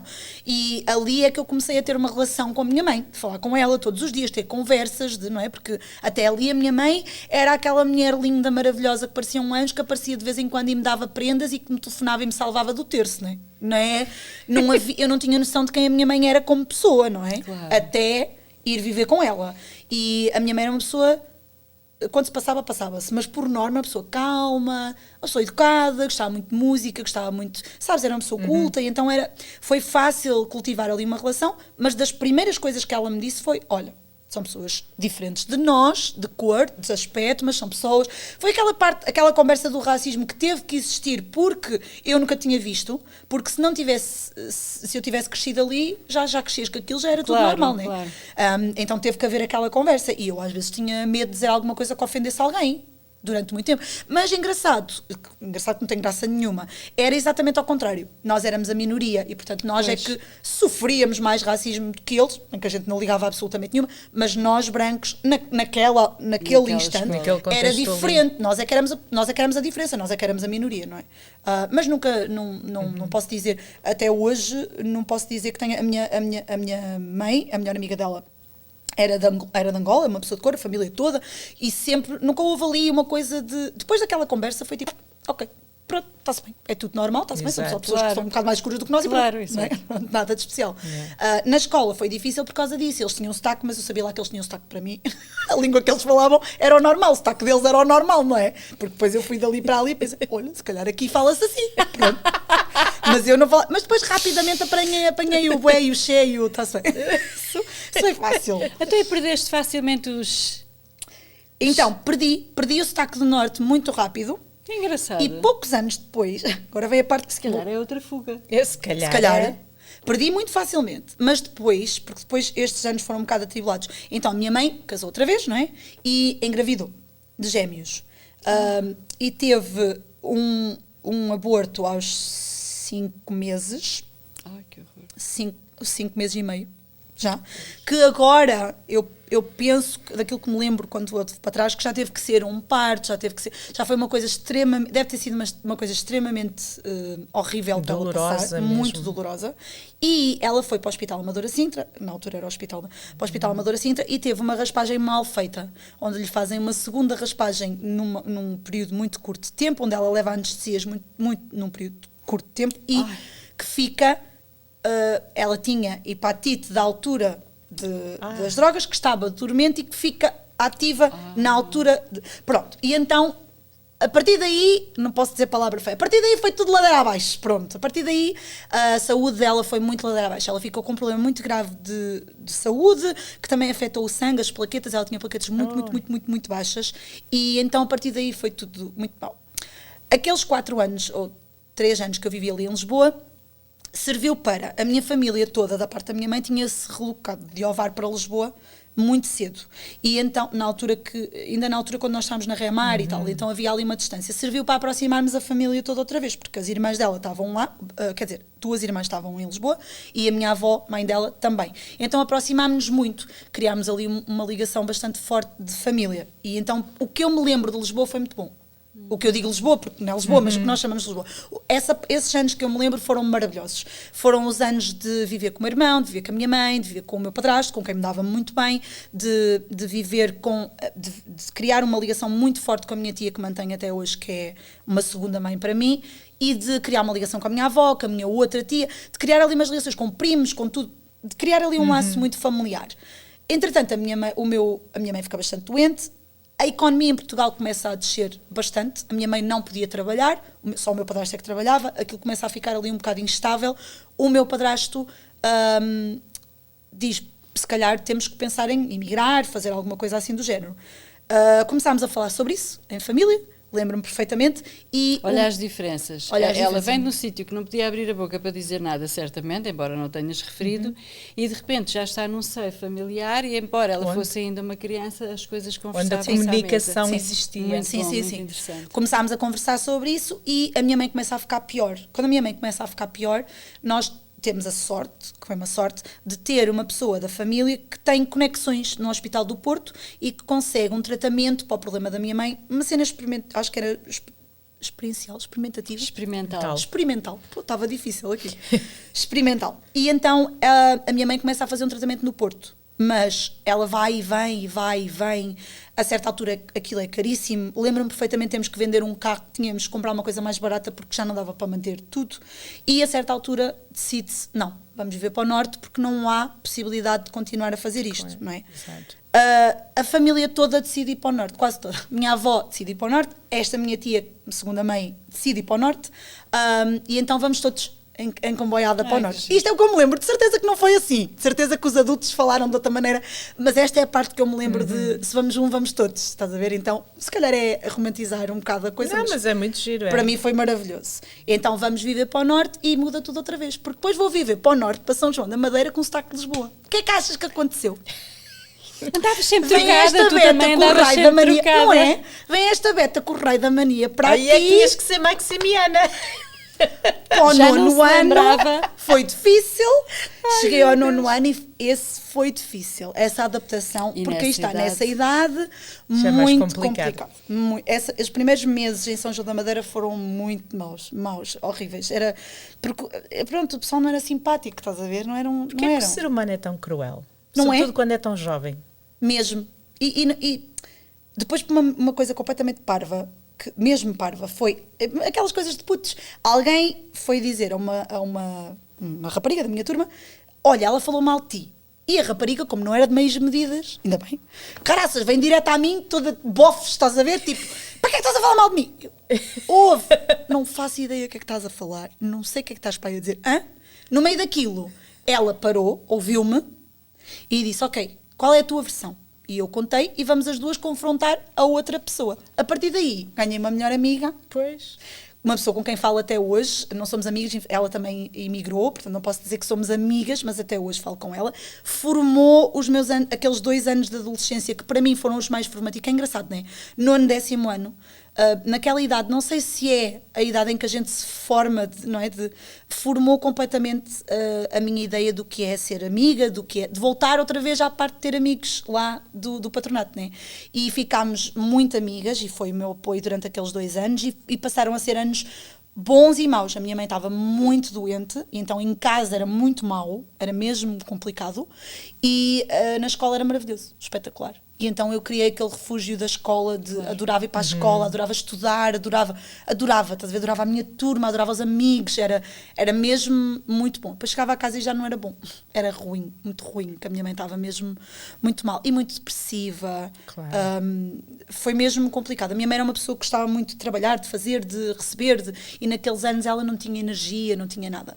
Aí as coisas começaram-se a complicar e acontece uma coisa que molda depois o resto do futuro, que é o meu padrasto estava a pensar em emigrar, que já tínhamos pensado antes, não é? Voltamos outra vez então a falar em emigrar, e ele diz: se calhar vou eu emigrar para poder mandar dinheiro para cá. E ele tem uma oportunidade de vir para o Canadá estúpida. Era um tio meu é que era suposto vir, mesmo. Um tio meu tinha tudo planeado para vir para a casa de uma sobrinha que estava cá, um tio casado com uma irmã da minha mãe, tinha tudo planeado e à última hora decide que não quer vir. Não quero, não vou. Vou ficar aqui, não quero ir. Pronto. E o meu padrasto pergunta: será que eu posso ir no teu lugar uns meses para ver se me adapto? A sobrinha do meu tio, muito querida, recebe o meu padrasto na casa dela, sem o conhecer de lado nenhum, só recomendado por esse meu tio, né? E pronto, e ele vem para cá, gosta, fica cá, e mais tarde, quando a minha mãe fica um bocadinho melhor de saúde, decidem que ela vem então para ficar com ele. O tratamento, entretanto, já tinha acabado, tinha tido bastante positivo, nunca iria ser normal, mas positivo, e ela decide então vir para cá. Nesta altura eu estava a acabar o 10º ano e ela dá-me a hipótese de ficar em Portugal, e diz-me: pronto, podes ficar aqui, porque aí está aquela idade que eu não queria, eu já estava tão farta de mudar de vida e de mudar de amigos e de mudar de casa, já estava tão cansada que eu pensei: ok, vou ficar. E tive esse meu tio e essa minha tia disseram que eu podia ficar com eles, que eles tinham um filho mais ou menos da minha idade, um bocadinho mais novo, e que eu podia ficar com eles. E eu, ok, não consegui. Que a minha mãe veio e eu não consegui. Não consegui porque não consegui imaginar, por mais que eu gostasse muito das pessoas que lá estavam e dos amigos e tudo, não consegui imaginar a minha vida sem a minha mãe. Tu precisavas era da tua mãe, não é? Eu hoje sinto que isso foi importante, porque poucos anos depois a minha mãe faleceu. E eu sinto que foi importante aquele bocadinho de tempo, que foi muito pouco, que eu tive com ela aqui, mas que foi muito bom, porque quando eu venho para o Canadá, os meus pais, como eu disse, não tinham papéis. E eu não sei como é que é, não faço ideia, mas na altura eu não podia ir para a escola. Eu tinha que esperar 6 meses para poder ir para a escola. Era a lei que estava tinha que estar mesmo ilegal, não é? Para Sim, poder ir para a escola. Era a lei que estava em vigor. E aqueles 6 meses que eu tive em casa com a minha mãe foram marcantes. Aí está, aqueles momentos que nos marcam, não é? Já foram bastantes desde agora, mas foram marcantes porque eu, agora quando penso na minha mãe, penso muito nessa altura. Ela estava em casa, tomava conta de um miúdo, só para ganhar algum dinheiro e também porque não gostava de estar sem fazer nada, e eu estava em casa aqueles 6 meses com ela e foi maravilhoso. Íamos passear e conhecemos Toronto e foi muito bom assim a ligação. Era passar 24/7 aquilo que nunca tinha acontecido na tua vida. Exatamente. Sim. Com a tua mãe. Foi muito bom. Recuperaste um bocado o tempo de infância que nós tiveste com ela. Sim, exatamente. E depois de repente, acabou. Que é assim, também não dá para fazer tudo, né? Pronto. Fui para a escola, não posso dizer que adorei o liceu no Canadá. Acho que... Eu ia achar estranho se tivesses adorado. Eu senti... Nessa idade já não é fácil. Não. E senti que pareceu-me aquela coisa mesmo de filmes, tipo, havia grupos. Muito Estás a diferente. ver, se eras isto, ias para ali, se eras aquilo, ias para ali. Muito diferente de Portugal. Muito diferente. Academicamente eu era uma aluna espetacular, que nunca fui na minha vida. Sim, era boa, mas não era. Porque tinhas feito 2 anos antes o que estavas a fazer nesse próprio ano. Achei muito fácil. Exato. Achei a única, isto é verdade, eu digo isto a toda a gente, não é que estás aqui tu, a única disciplina que tive uma nota mais foleira foi português. Porquê? Porque eu falava pelos cotovelos. Eu falava tanto. Os meus testes eram maravilhosos. Mas a Ana dizia, mas ela fala muito, ela nas aulas ela não presta atenção nenhuma. Eu não prestava, era horrível. Falava tanto. Distraías os outros. Mudaste-me de lugar tantas vezes. O problema não eras tu, o problema é que os outros não prestam atenção e não aprendem. E ainda hoje eu digo isso aos meus alunos. Eu quando mudo um aluno digo, eu não tenho nada contra ti, eu tenho contra o facto de não estás a deixar mais ninguém aprender. Claro, eu era dessas. E geralmente são alunos muito bons, por isso é que falam, porque a matéria é muito chata. Claro. E era o que estava a acontecer contigo. O resto das disciplinas eu tive notas maravilhosas e... Se calhar também pensaste em ter uma varazinha daquelas secas. Não, eu sou mais do género, e ela pode confirmar, o meu olhar diz tudo. Eu não falo, eu acho que o meu olhar fala por mim, não é? E é só. Quando falam ao ponto de me irritar, eu calo-me, eu não levanto a voz. Mas eu acho que o meu olhar diz tudo. Não, eu lembro-me de seres muito brincalhona na aula e tudo, mas quando a gente pisava ali um bocadinho, tu olhavas para nós e nós, se calhar é melhor calar-nos. Foi a única professora que disse mal de mim aos meus pais. Acabamos por ter aqui algumas conexões engraçadas. Tu vens para cá estudar, a Ana é porque a Ana ainda conheceste a minha mãe, só que obviamente não te lembras, mas ainda conheceste a minha mãe. Mas ainda conheceste, numa entrevista, só numa. E disse que falavas pelos cotovelos. Foi, ela fala muito e eu tenho que a mudar de lugar muitas vezes. Ou meter-lhe um género de um Alzheimer, uma coisa assim. Simples. Soubesse eu dos chorões, né? E aí... Não é? Já tinhas resolvido a situação. A coisa boa que veio do liceu, sabes o que foi? Foi que nós tínhamos que era o que estávamos a dizer ainda há pouco, não sei, acho que foi antes de começarmos, foi um grupinho muito bom de pessoal português. Sim, vocês eram inseparáveis, isso era é um verdade. Grupinho de miúdos que ou tinham vindo há pouco tempo ou que tinham uma Portugalidade muito, muito acentuada, falávamos só português, gostávamos imenso um dos outros. Todos sabes? vocês tinham a mesma história em comum, todos tinham chegado cá, Há pouco uns tempo, no 8º ano, outros no 7º, outros no 9º, mas vocês todos tinham isso em comum. Foi aquele, e criámos ali um grupinho muito porreirinho, que ainda hoje a minha melhor amiga fez parte desse grupo e ainda falo com algumas pessoas que fizeram parte do grupo. Como é que se chama a tua melhor amiga? Cátia. E ela está a ver? Ela vê sim, ela vê. É a Cátia Torres. Cátia Torres. Que giro. A Cátia ainda hoje é a minha melhor amiga, sim. Então e depois, vais para Portugal outra vez? Depois de fazer, que a Cátia foi aquela amizade que eu agarrei tipo esponja, estás a ver? Tipo, vou-me agarrar aqui. Que ao contrário de ti não falava muito. Não, muito caladinha. Coitada, nem podia, não é? Então, se uma fala por Isso eu recordo-me super bem. Porque ela depois esteve também na minha aula de francês. A Cátia esteve comigo várias vezes. Tu e a Karina às vezes devem andar quase à pancada a ver quem é que consegue falar mais. A Ariane fala mais do que eu, ficas a saber. Ela fala mais que ela ainda fala mais do que ela diz que não. Não, ela ganha porque ela é muito mais rápida. Pois é. Ela tem uma capacidade de raciocínio. Ela é muito rápida. Que eu invejo. É verdade, mas olha que às vezes também custa seguir o raciocínio dela. E eu sou rápida, mas às vezes ok. Não, a Cátia é muito mais calma, muito mais na dela, muito mais soft, muito mais, sim, sem dúvida. Mas eu e a Cátia temos aquela coisa, é os mesmos ideais, estás a ver? Ela, o tipo de pessoa que ela é, a mim atrai-me muito porque ela é genuinamente boa pessoa. É aquela pessoa que opa, qualquer coisa, sabes? É mesmo genuinamente de coração boa pessoa. Eu gosto muito disso. Ela é muito, muito querida. Foi aquela amizade que manteve-se dali. Mas, muito rápida. Porquê? Eu, quando estava na escola, pouco tempo depois, a minha avó materna ficou muito doente, cancro. E a minha mãe voltou para Portugal para tomar conta dela e eu fiquei então para terminar o ano. E quando terminei o ano, disse, não quero ir embora, eu vim para cá para estar com a minha mãe. Eu gostava muito das minhas amigas, volto ao mesmo, criei outra vez os laços, porque eu sou de laços fáceis também. Também. Se é para criar, eu crio. E não havia o problema de sotaques nem nada, nada, né? Era. Okay. Aí não, a Cátia também é da Morinha, da Póvoa. E ela me fala assim. Mas a primeira vez que eu fui à casa da Cátia, conhecer os pais, a mãe da Cátia é pobeira de gema, ok? Aquelas coisas que eu não posso dizer aqui no podcast. Quando eu cheguei lá, ela disse, quem é esta filha? Logo! que eu gosto, até hoje gosto. Mas então, aí não houve diferenças, não é? Porque tínhamos todos destaques diferentes, era um bocado, havia no grupo, todos havia pessoal dos diferentes, Açores, do iguais, Norte, claro. Lisboa, de todo Mas lado. as circunstâncias eram as mesmas. Eram as mesmas, exatamente. Mas então, a minha avó fica doente, a minha mãe volta para Portugal, eu, ok, também quero voltar para Portugal, né? E volto para Portugal então, eu fui viver para São João da Madeira, onde a minha avó vivia, para a casa dela, mas depois volto a reconectar com os amigos que da tinha. escola. Mas já não é a mesma coisa, querida, porque eles estão a acabar o 12º ano, eles estão a acabar o 12º ano, vão para a universidade e eu, atrasadíssima, porque em Portugal, aqui não me deram equivalências de Portugal, em Portugal não me deram equivalências daqui, Ai, que horror. atrasadíssima na escola, sem saber, sempre quis ir para a universidade, era um dos sonhos da minha vida, espero que seja um sonho que eu ainda possa concretizar, e a pensar, e agora? O que é que eu faço da minha vida, né? O que é que eu faço? Fui estudar para um curso daqueles que há em Portugal, aqueles cursos que tiras o 10º profissionais de marketing, mas sinto que nem é aquilo que eu quero fazer, estás a ver? Mas estou ali e gosto do curso e tal, mas não me lembro de ter criado assim nenhum laço muito forte ali, mas pronto, gosto do curso e tal, pronto. Ali volto a reconectar-me muito com a minha tia, que entretanto, quando estive cá, continuava a falar com ela, mas já não era aquela conexão. Volto a reconectar-me muito com ela e na altura que estou no curso, conheço o meu marido, online. Conheço o meu marido online. Eu conheço várias pessoas online, mas conheço o meu marido. Já havia Tinder? Não! Eu tinha um fotolog e falávamos no MSN, ainda era nessa altura. E o MSN. Claro. Eu acho que é dos primeiros sítios onde eu me lembro das pessoas conversarem. Sim. Comunicar, exato. E lembro-me, pronto, de falar com ele, conhecer, ele morava em Braga, eu morava em São João, né? E tu tinhas que idade? Quando o conheci tinha 17. E para mim era um amigo, estás a ver, um amigo, uma pessoa com quem eu estava a falar, que também falava com outras pessoas, rapazes e raparigas da internet, amigos, pronto.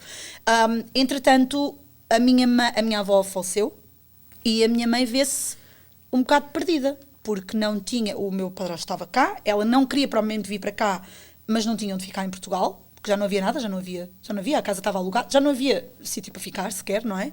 E ela vê-se um bocado perdida e pensa, pronto, se calhar vou voltar para o Canadá, mas eu não queria voltar para o Canadá. E eu, então, mas agora andamos para trás e para a frente e para trás e para a frente, não quero, não é? Não, isso está fora de questão. A tua vida dá um filme. Vou trabalhar. Penso, pronto, vou trabalhar, que remédio, não é? Então vou trabalhar, fazer-me a vida. O que é que uma pessoa há de fazer? 17 anos. Tive muita sorte, arranjei um trabalho como recepcionista num hotel, o que é muito bom para um primeiro trabalho. Primeiro não, que eu já tinha trabalhado aqui numa padaria, mas pronto, não vamos esquecer esse. Trabalho assim, vou trabalhar como recepcionista num hotel e eu e o meu irmão, na altura, juntos alugamos um apartamento. Não resultou, que eu e o meu irmão aquilo... juntos nadava, nadeu. Nessa altura começo então a falar com o meu marido, coincidentemente começo a falar com o meu marido e não sei o quê. Na altura tinha uma outra relação, tinha um namorado na altura. Eu não sabia que o meu marido olhava para mim dessa maneira, pensava que éramos só amigos, né? Aquela coisa estúpida de magoares uma pessoa sem saber que estás a magoar uma pessoa, né? O meu namorado acabou comigo e ele professou o amor dele por mim, não é? Pensou, já que estás solteira, deixa-me aproveitar, né? Antes que ela se vá embora para algum lado, a vida dela anda sempre de um lado para o outro. E eu olhava para ele de uma maneira especial, ele é uma pessoa muito especial, é um homem extremamente inteligente e, para te ser sincera, acho que sentia que eu não estava à altura dele, estás a ver? Eu nunca lhe disse isto, ele vai ver o podcast e vai dizer, eu acho que eu sentia que era demasiado nova, ele tem quase 5 anos a mais do que eu sentia que ele estava numa fase da vida dele completamente diferente da minha, sabes? Ele já trabalhava há muitos anos, ele sabia exatamente aquilo que ele queria emigrar, e eu pensava, porra, eu não quero ir a lado nenhum, meu. Outro! Caralho, pá, mania de quererem sair daqui, mas coisa, pá! Eu não, mas eu não sei se é isto.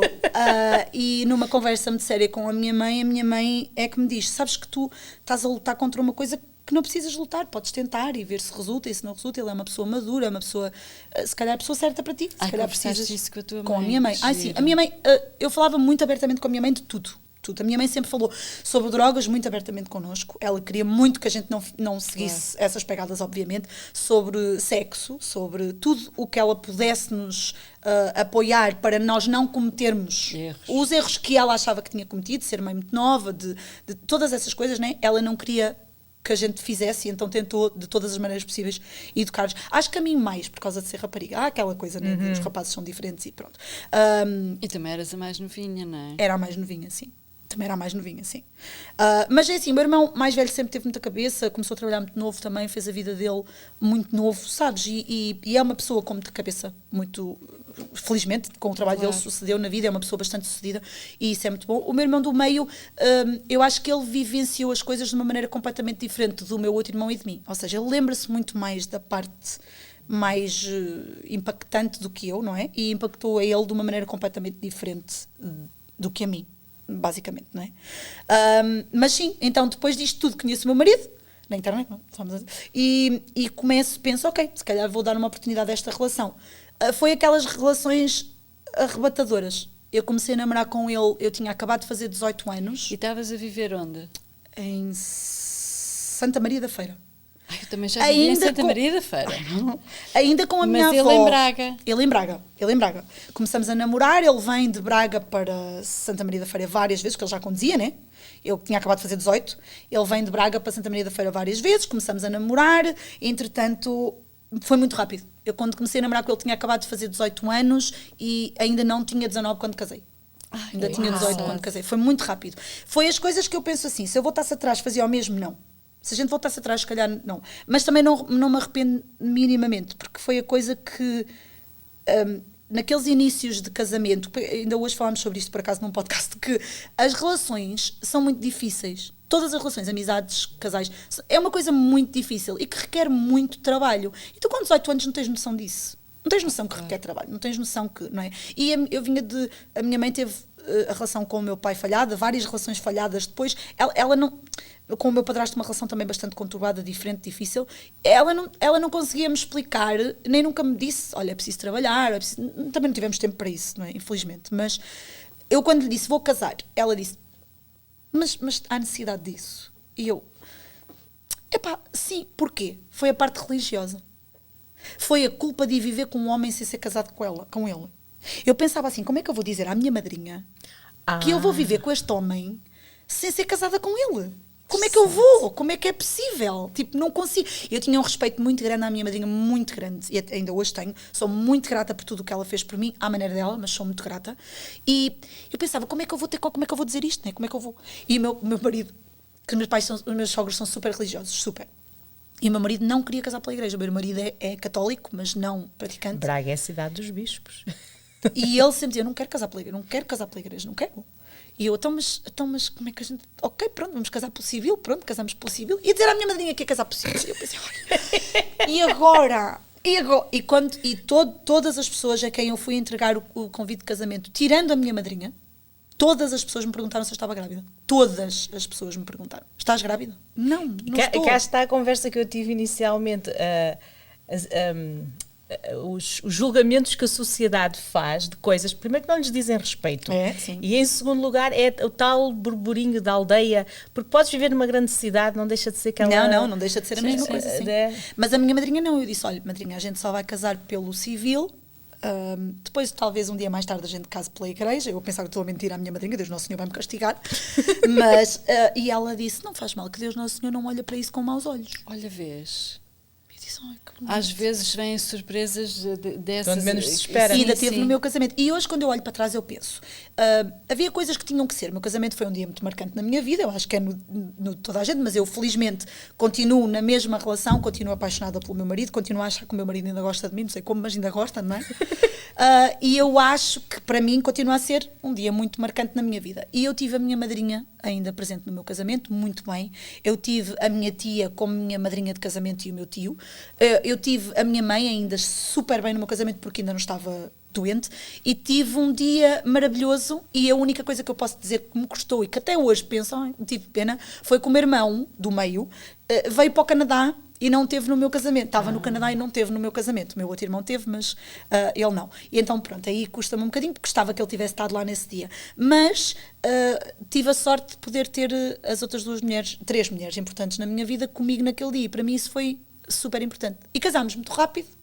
E depois toda a gente pensava que a gente ia ter filhos logo assim muito rápido, mas não tivemos.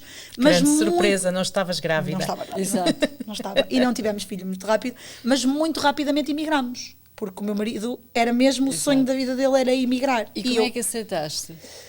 Então, ele teve uma proposta de trabalho para Londres, e eu, feita parva, disse que não, e disse, não, para Londres não vou agora para Londres. Então se for para ir, vou para o Canadá, ao menos já tenho lá amigos.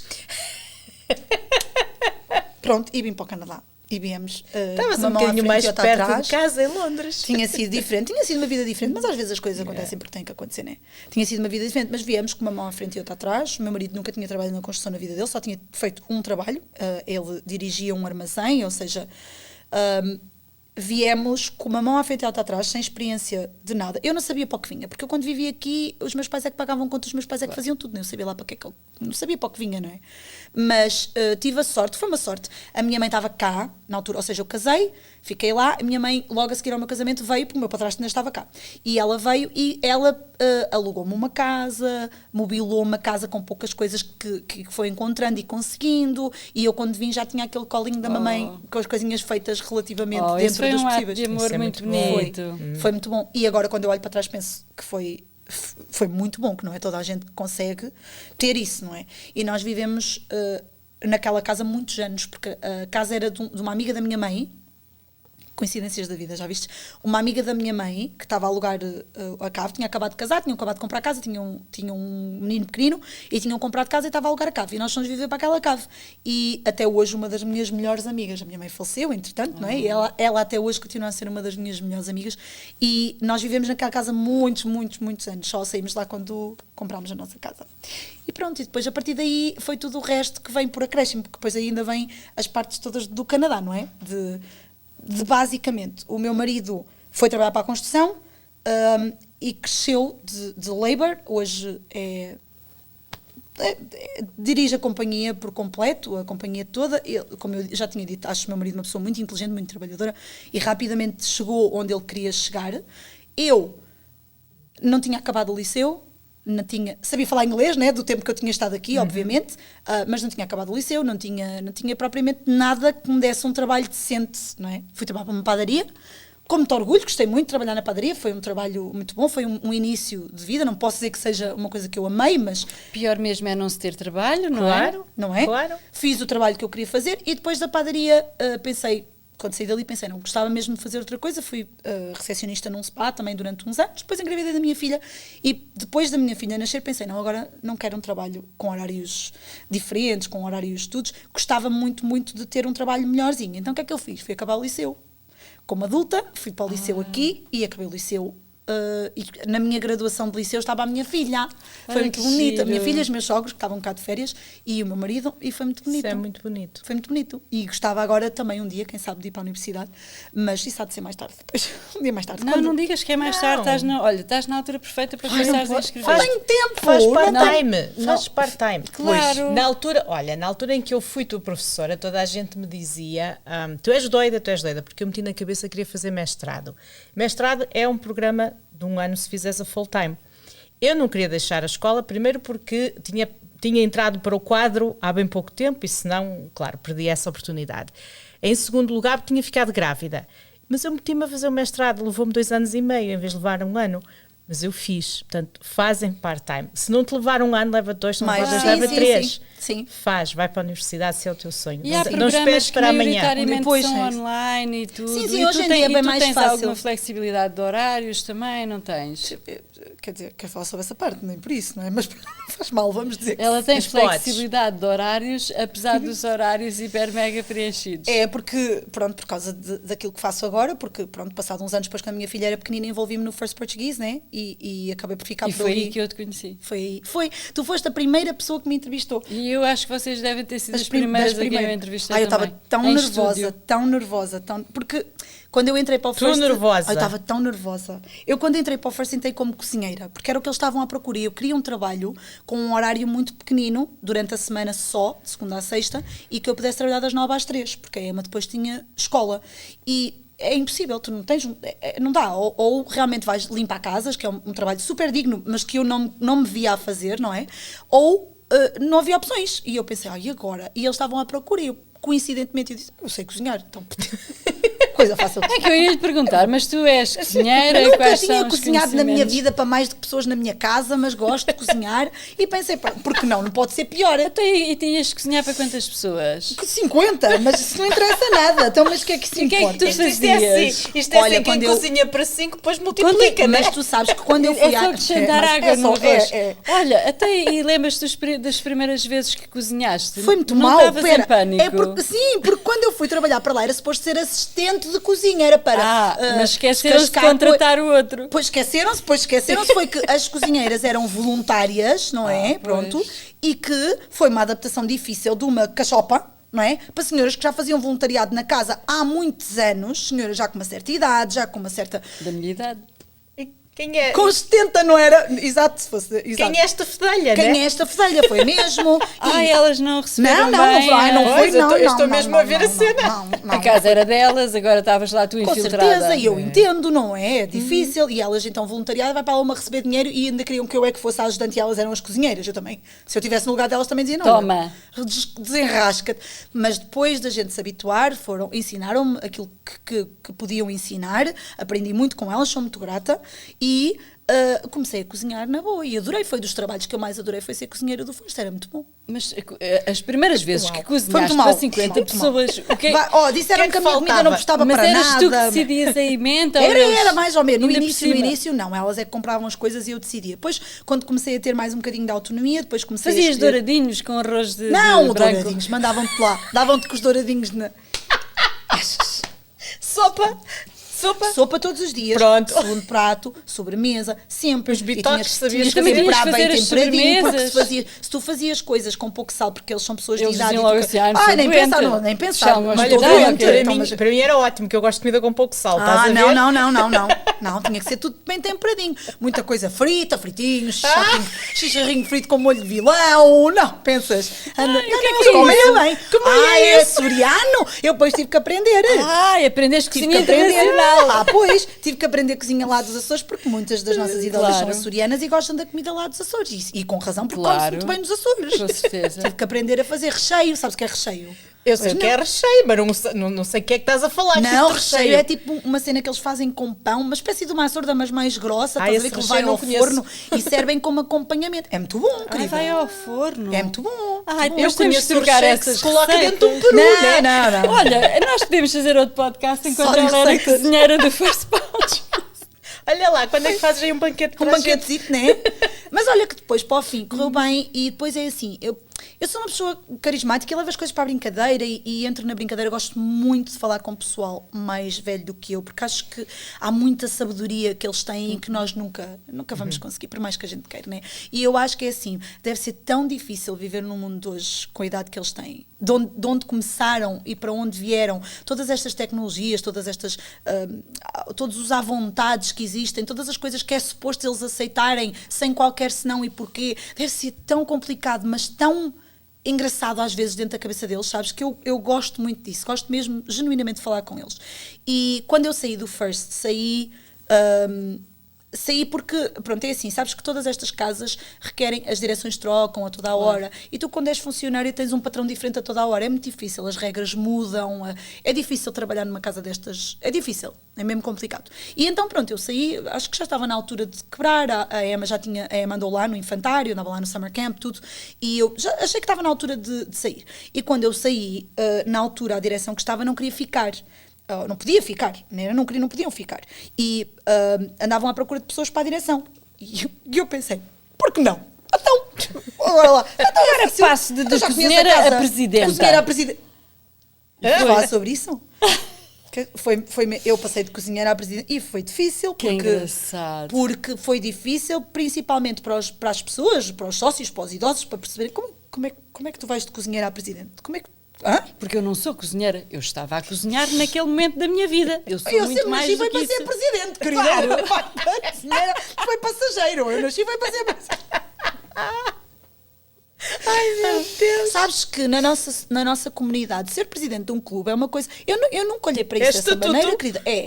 Mas eu nunca olhei para isso dessa maneira. Eu olhava, qual saber, sou presidente, porque não havia outra solução, porque senão íamos fechar o First. Eu queria lá fechar uma instituição tão antiga. Nem pensar, era mais uma coisa. Eu nunca pensei. Depois comecei a perceber que sim, é um bocadinho de um estatuto dentro daquilo, dentro da nossa comunidade, e é uma coisa que tem que ser levada muito a sério, com certeza, e que eu levei muito a sério, e que tive uma sorte gigantesca de ter tido uma Auriana ao meu lado, porque eu digo isso muitas vezes. Foi aí que vocês se uniram. Sabes que foi, porque a Auriana era uma mãe de uma menina do infantário, e que pelos vistos a certa altura tinha dito, se for para fechar, tipo, eu não me importo de ir para a direção. Mas nenhuma de nós tinha noção da dimensão que ia ser. Nenhuma de nós. Os primeiros anos na direção do First, que entretanto nós entramos em 2018, no fim de 2018, e pouco tempo depois veio o Covid. Exatamente, eu lembro tão bem nessa altura vossa foi fase. Muito nessa altura fazia eu zumba no First com a Karina, com a outra Karina. Com outra Karina, exatamente. Foi muito difícil.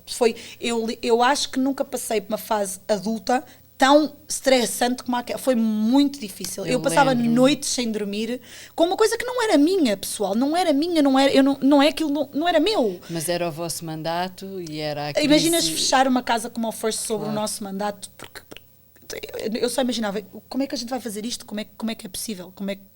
Eu não conseguia imaginar ser a presidente que fechou o First.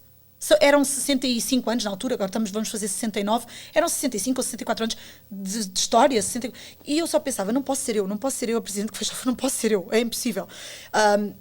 Felizmente, com muita persistência, com uma visão muito boa de negócio, porque é o que é preciso em muitas destas casas, uma visão muito boa de negócio da parte da Auriane, conseguimos chegar onde estamos agora e estamos bem financeiramente, o First está estável, temos uma direção maravilhosa, conseguimos o que nós sempre dissemos que achamos que é preciso nestas casas, e não há hipocrisia da nossa parte, que é, eu e a Auriane já não fazemos parte da direção, somos funcionárias do First Portuguese e somos pagas pelo trabalho que a gente faz. A nossa direção, como todas as direções que deviam lá estar, estão lá para tomar decisões importantes. Nós estamos lá para gerir o dia-a-dia da casa. Todos os clubes deviam ter isso. Funcionários todos pagos. Eles deviam Todos ser assim, os clubes deviam porque ter é isso. muita coisa para pedir para as pessoas fazerem a trabalho voluntário. É muita coisa para pedir à nossa comunidade. E estávamos muito melhor como comunidade se tivessem essa abertura. É verdade.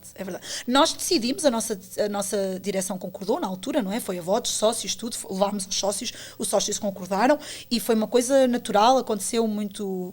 Claro que hoje somos a cara do First, eu e a Auriane, não é? Muito mais do que a nossa direção, mas eles tomam as decisões importantes, nós só levamos a todas essas decisões a eles, mas o dia-a-dia, as coisas básicas, eu não posso ligar para um presidente de um clube que tem um trabalho a tempo inteiro, que está a fazer isto de coração e só para ajudar coisas, e dizer, olha, podes vir aqui porque tenho uma... Eu vou dizer uma coisa. Fundiu-se uma lâmpada. Fundiu-se uma lâmpada, pronto. Vamos dizer uma coisa mais bonita, eu ia dizer uma coisa um bocado mais gráfica, mas vamos dizer uma coisa mais bonita. Não é, tipo, eu não posso, é impossível, não faz sentido nós pedirmos isso a uma direção, não faz sentido.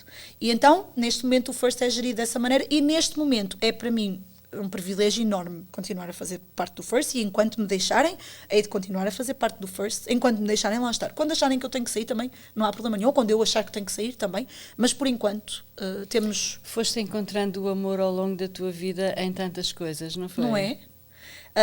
Sim. E em pessoas. Consigo ver o bom das pessoas, porque acho que todos nós temos uma parte menos boa, uma parte menos simpática, uma parte, não é, que é normal, mas gosto de me concentrar na parte boa das pessoas porque acho que é importante, muito importante. Tento fazer o melhor que eu posso para ajudar a sociedade dentro dos possíveis, não é?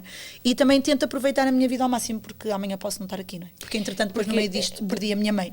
Claro.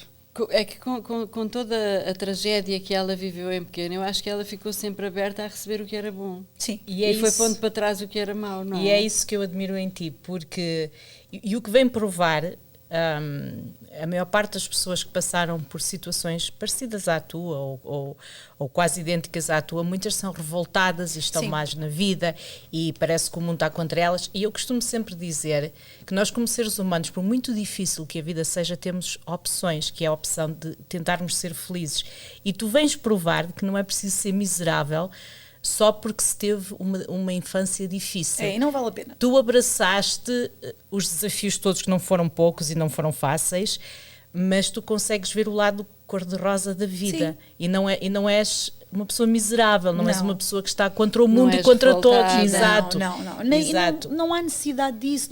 Eu não ganharia absolutamente nada com isso. Mas nem é eu, fácil dizer isso, difícil é agir e sentir dessa forma. Sim, sem dúvida. E não critico quem não o consegue, atenção. Às vezes, eu não posso dizer que tenha sido... Epá, eu sinto às vezes que com os 37 anos que tenho já vivi tantas vidas para trás, sabes? E eu divido por vidas. Pronto, foi a outra vida, já passou. Agora comecei outra nova. Porque senão não adianta de nada. Não é fácil, mas é possível. É. E não seria justo para as pessoas que fazem parte da minha vida agora. Não seria justo para o meu marido, para a minha filha. Não seria justo, não é? Eu não quero que a minha filha... Por exemplo, na minha casa, eu pessoalmente, não é? O meu marido é uma pessoa completamente diferente e teve uma infância completamente diferente da minha, não é? Completamente. Os pais dele, foi criado com os pais dele ainda hoje estão juntos, completamente, não é, diferente. Então ele vê o mundo às vezes de uma maneira diferente da minha, não é? Mas na minha casa nunca se escondeu. A minha filha sempre ouviu falar, a minha mãe faleceu antes da minha filha nascer, a minha filha sempre ouviu falar da minha mãe, sempre ouviu falar de tudo o que aconteceu com a minha mãe, de tudo o que a minha mãe fez, de tudo. Nunca escondi, porque eu acho que é importante que ela saiba isso. Que a gente passa por coisas mais na vida, todos nós passamos, sim, não é? Claro. E é preciso saber lidar com isso e tentar, não é? Naquele momento é difícil, por mais que a gente não queira, é muito difícil, às vezes não. Opa, e sobretudo quando somos crianças, Claro. quer dizer, só sabemos andar de bicicleta e brincar e jogar à malha ou jogar não sei o quê, quanto mais gerir emoções e situações de abandono e estares a viver num lar tóxico. Todas essas coisas, como é que uma criança não pode abarcar isso e resolver? Não se consegue, quer dizer. Não, é difícil, sim, sem dúvida. Mas, sabes, em pequenina, então, a minha mãe tentava ocultar muito... Opa, isto soa completamente horrível, mas sabes aquele filme Da Vida é Bela, que ele tenta esconder tudo do filho? Pronto, eu sinto que a minha mãe sempre fez muito isso connosco. Ela falava muito, brincava muito, sempre foi muito alegre. Eu quando me lembro da minha mãe, só me lembro da minha mãe muito alegre, muito bem disposta, muito, sabes? A gente, mesmo quando olho para trás, claro que ela deve ter tido momentos horríveis, ok? Claro, mas não é essa parte que eu... por dentro, mas para ti... Não foi essa parte que eu guardei. E então isso é super importante, né? Às vezes a gente tem que... Isso é sorrir, amor. não é? Mas eu acho que isso é que foi o que marcou. Eu consigo ser assim porque eu tive muito amor. Porque ela me deu imenso amor. Então eu consigo fazer essa parte e continuar e olhar para a parte cor-de-rosa da vida. Pronto, como diz a Ana. Olha, eu não sei há quanto tempo andamos aqui. Nem eu também não. Porque mas o relógio que o nosso pilha chefe foi ao ar. nos meteu morreu. Ai, eu peço desculpa, eu falo pelos cotovelos. Vocês não me deviam ter convidado disso. Não falas nada pelos cotovelos. E ainda não falámos do lado empresarial teu, né? Ainda não falámos das bimbas. Pois não. Essa parte, vou falar muito rápido então, que é para não, porque senão a parte foi a Auriane, que é doida da cabeça, não é? Completamente maluca, uma é doida, a outra acompanha. Deslocada, completamente deslocada. Nós percebemos, uns anos largos depois de nos termos conhecido, que tínhamos uma amiga em comum, sem saber.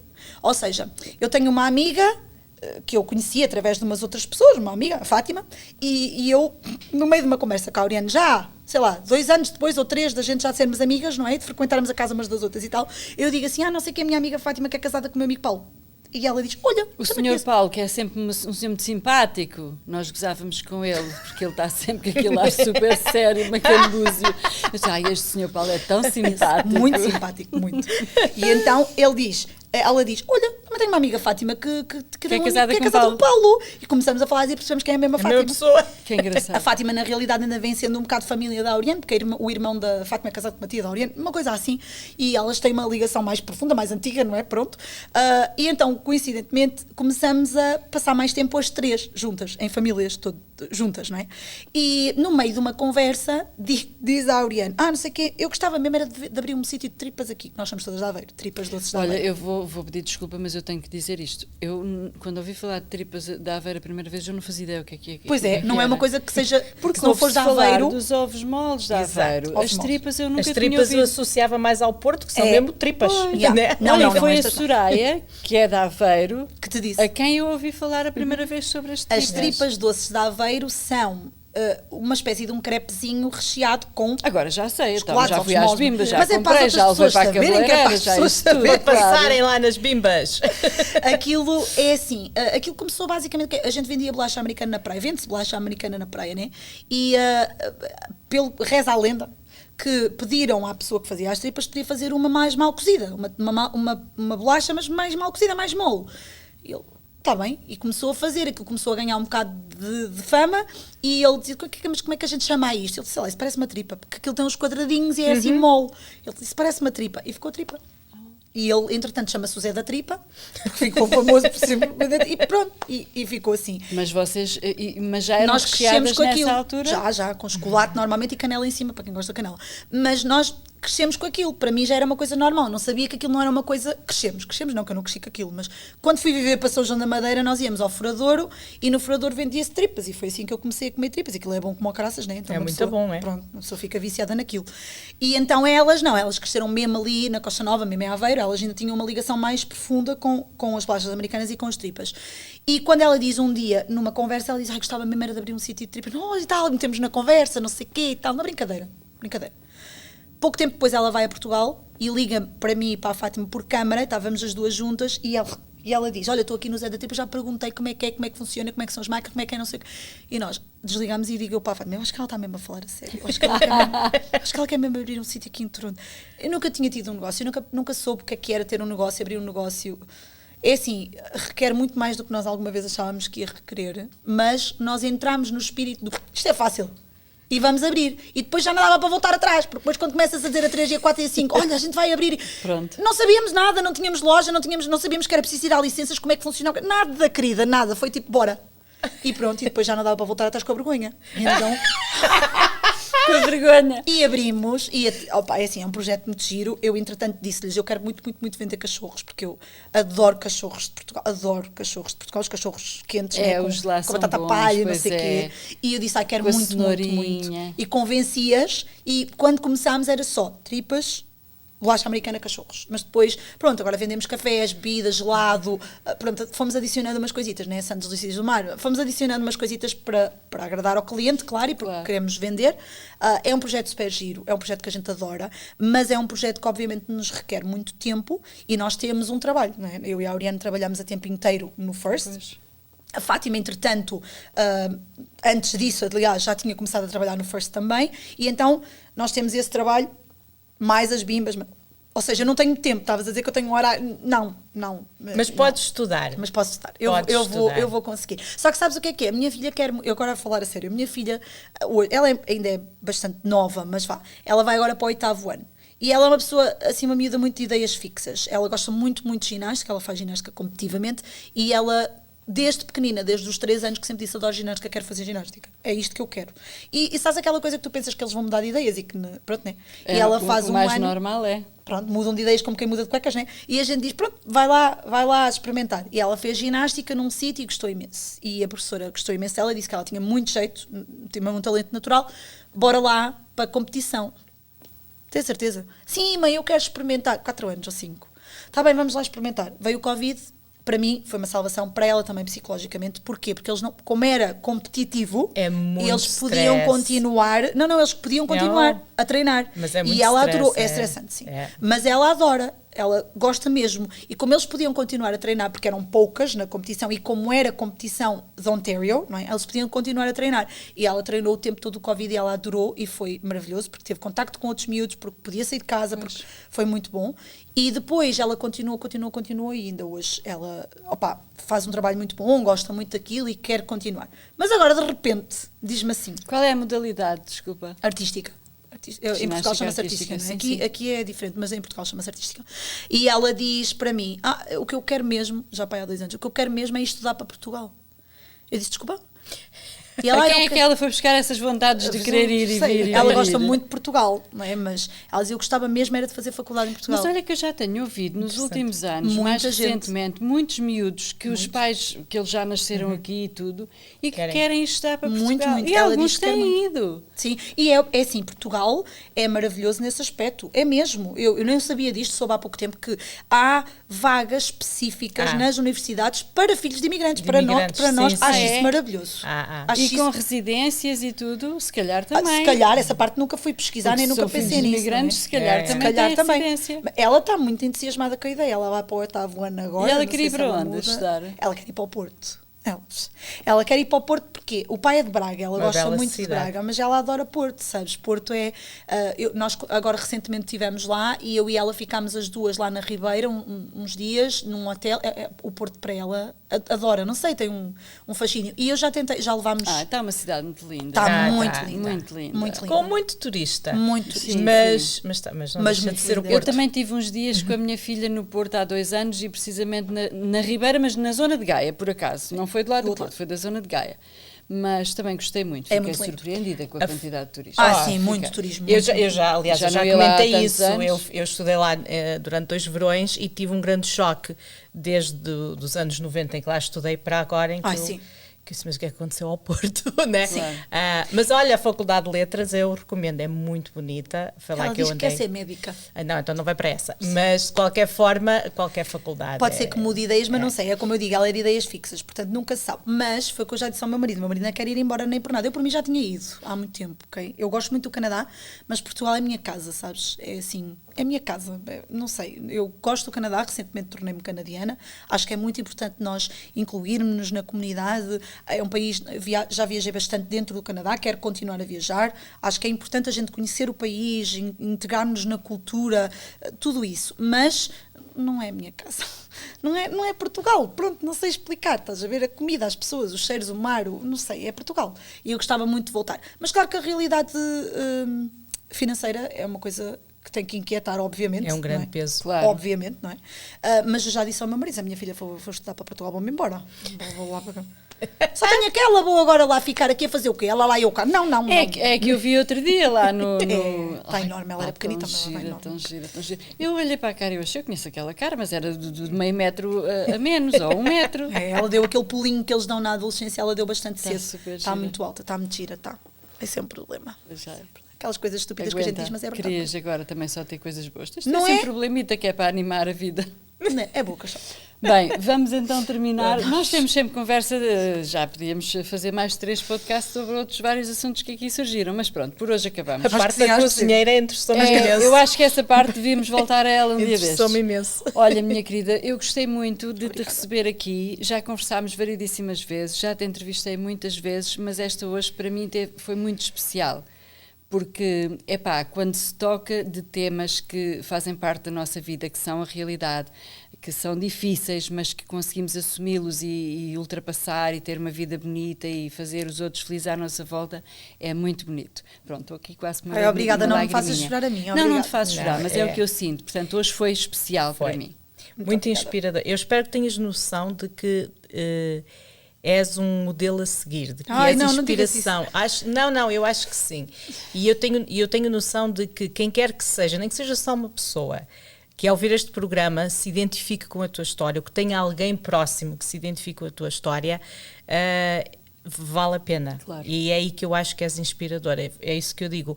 Podias ser revoltada, podias estar mal com o mundo, ser daquelas pessoas intragáveis que não se conseguia estar a falar com elas, e não, tu optaste por ser exatamente o oposto. Exatamente o oposto. E eu admiro muito pessoas como tu, e admiro-te muito por isso. Obrigada, muito obrigada. Eu E sobretudo porque ela teve a coragem de contar a De contar, história. exato, não porque guardaste. eu não acredito que não haja outras Exato. situações, mas as pessoas não têm essa coragem. Claro. E não as critico tão pouco. Não. Porque cada um Não, vivencia exato. as suas dores à sua maneira, Com como é certeza. óbvio. Mas foi importante teres obrigada. vindo aqui fazê-lo e sobretudo connosco, sinto-me muito honrada por teres partilhado essa história aqui no nosso Sem Espinhas. Muito obrigada. Eu é que é uma honra estar aqui com 2 mulheres tão maravilhosas como vocês. Pronto. Uma Olha com agora. 70 anos. Mas Maravilhosa, maravilhosa. tenho 70 anos.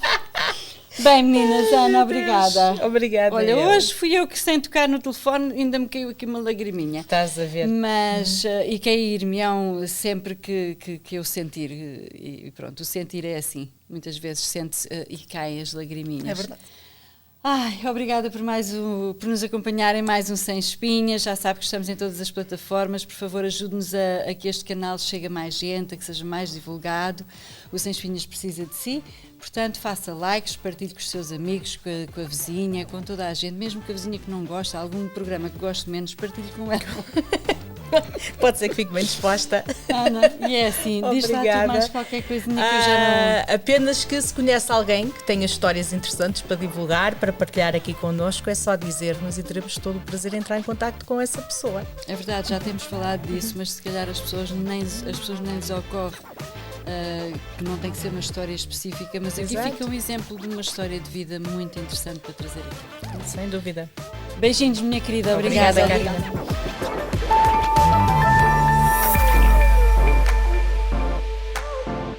Este episódio tem o apoio de Creative 7, a empresa de marketing que faz o seu negócio brilhar.